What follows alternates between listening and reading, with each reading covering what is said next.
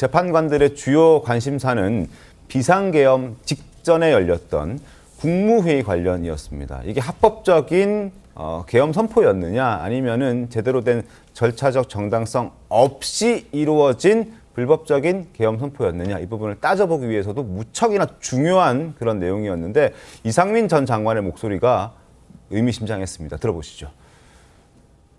한덕수 장관은 그 비상계엄 관련 국무회의의 요건을 충족하였느냐 이런 질문에 자기는 평가를 못하겠다. 간담회 정도 되는 것 같다. 이렇게 말씀을 하셨고요. 근데 증인께서는 이게 지금 국무회의라고 생각을 하셨던 건가요? 그래서 그 자리에 있었던 분들은 국무회의를 한다는 걸 다 알고 있었고요.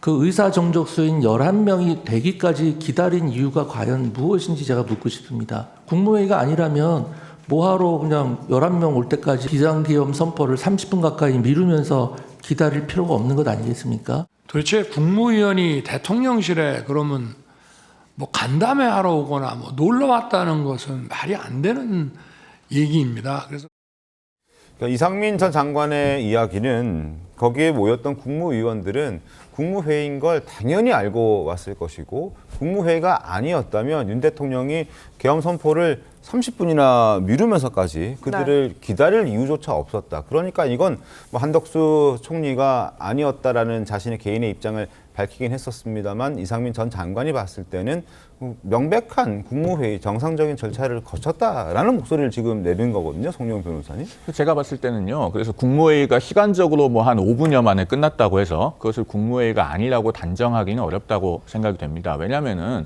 우리가 비상계엄이라고 하는 것은 전시사변 기타 국가 비상사태가 있을 때 하는 것 아니겠습니까? 네. 그러면 예를 들어서 정말로 북한이 쳐들어와서 포탄이 날아오고 가령 뭐 우리나라가 6.25 전쟁 때처럼 임시 수도로 옮겨야 되는 상황이다. 그럴 때는 비상계엄을 선포할 때 정말 급박한 상황 아니겠습니까? 여러 가지 요건을 갖추지 못한 채 국무회의를 열어야 될 수도 있을 거예요. 그리고 한 2, 3분 만에 정말 결정을 해야 될 수도 있을 거고요. 그러면은 시간적으로 짧다고 해서 국무회의가 아니다 이렇게 볼 수는 없을 겁니다. 그리고 오늘 아침 한 신문의 단독 보도에 의하면은 윤 대통령이 원래 비상계엄 선포하기 전에 조태용 국정원장과 5명의 국무위원을 따로 불렀다는 것 아닙니까? 네. 그러고 나서 11명의 국무위원이 채워질 때까지 기다렸다고 하니까 그러면은 국무회의를 하려는 의사도 있었던 것처럼 보여요. 다만 그러면 이제 논점은 뭐가 되냐면은 그 자리에 모인 국무위원들이 비상계엄을 선포할 만한 요건이 된다고 흔쾌하게 동의했는지 아니면은 그런 사람은 거의 없다시피 해서 전시사변 기타 국가비상사태라고 하는 요건을 국무위원들조차 동의하지 않아서 실체적인 하자가 있었는지 아마